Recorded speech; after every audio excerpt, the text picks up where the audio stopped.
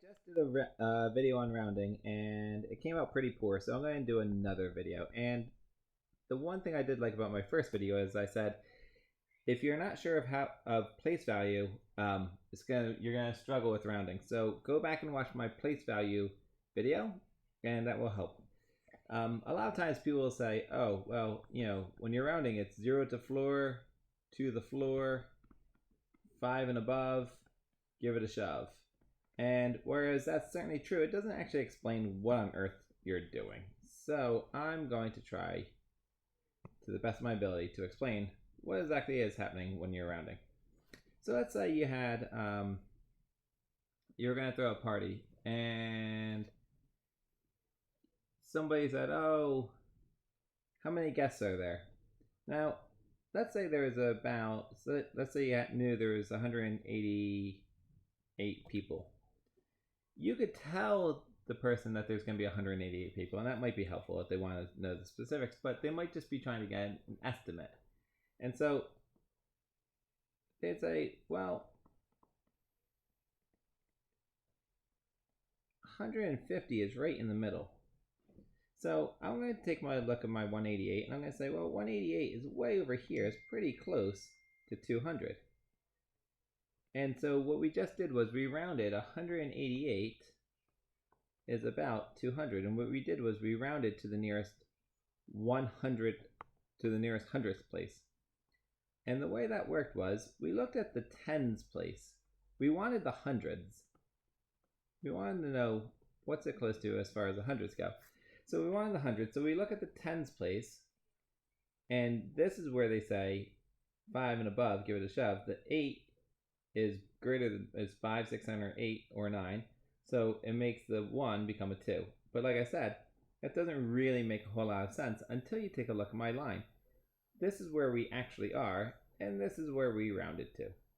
So we could say, all right, well, let's say the person wanted to be a little bit more precise, and they said to the nearest tens. Well, we want to do it to the nearest tens. I'm going to say, well, 188 is between 180 and 190, and in between 188 is 185. But once again, 188 is actually over here. This is 188. So it's closer to 190 than it is to 180. So we'd say, we want to round 188 to the nearest tens, we'd say, oh, it's 190. Rounding has other applications too, and some of them are pretty obvious, like money. Let's say I had $32.83 in my pocket, all right? And somebody said, how much money do you have? I would probably say, well, I have about $30. And what did I do? I rounded to the nearest $10. And you can tell because that number turned to a 0. So let's take a look. Between $32.83 to the nearest 10 would be $30 and $40, which means anything greater than 35 and greater would go to 40, and anything less would go down to 30. And here where I am at $32.83. $32.83. So it became $30. But if I want to be a little bit more precise, I could take my $32.83 and I could round to the nearest dollar. But if I'm rounding to the nearest dollar, I then have to look at my tenths place. And I'd say, all right, well, what's between $32 and $33? It's $33.50. So now I'm going to say, oh, I'm sorry, that's not true. It's $32.50. So I'm going to say, well, I have $32.83, which would probably be someplace around here, $32.83. And you can see, because it's closer to the $33, I'm going to round it to $33. Also, you might be wondering what's up with my equal signs. They're not equal signs. They're approximate signs. They're squiggly lines. All right. There is something else I want to show you real quick, and this is actually kind of interesting. Let's say I had something like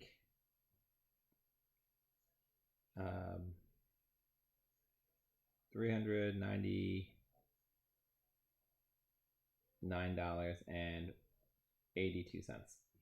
Well, if I wanted to round, let's just make this, I'm going to do something a little bit different. Let's say this is a huge number, 39,982.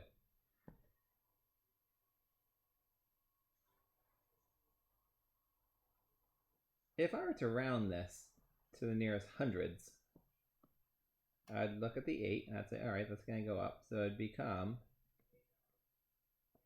40,000, and that's it.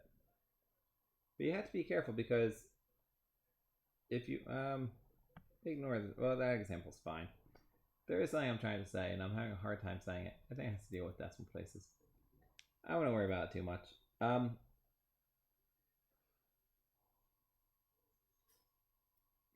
Let's see.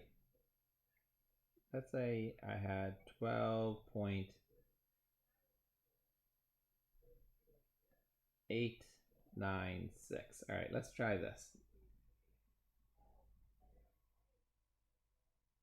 Let's say I want to round to the nearest hundredths. Oh, I think this is what I was trying to say. Well, this would become 12.9 because of 6. This 6 is going to tell that 9 to go up 1. So when I bump this up from 9, it goes to 10, but I can't do 10, so then 8 becomes a 9. My problem is, this is where I want it to round. I want to round to the nearest hundredths.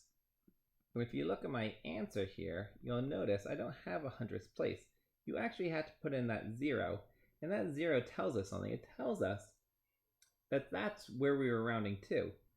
So really, I could have had any number from 12.895 all the way to 12.904. And the reason why is because if you round any of these to the nearest hundredths, this is what you would get. So there is a range. And so this value here, when it's to the nearest hundredths, you have to have an answer in the hundredths place, even if that answer is 0. That's what I was trying to say. In any event, like I said, hope this helps. If you don't understand place value, I have an excellent video on place value. You should watch it. If you have any questions, please watch this video again, take notes, and stop it whenever you get stuck. Write to me, shoot me an email. Let me know what your thoughts are.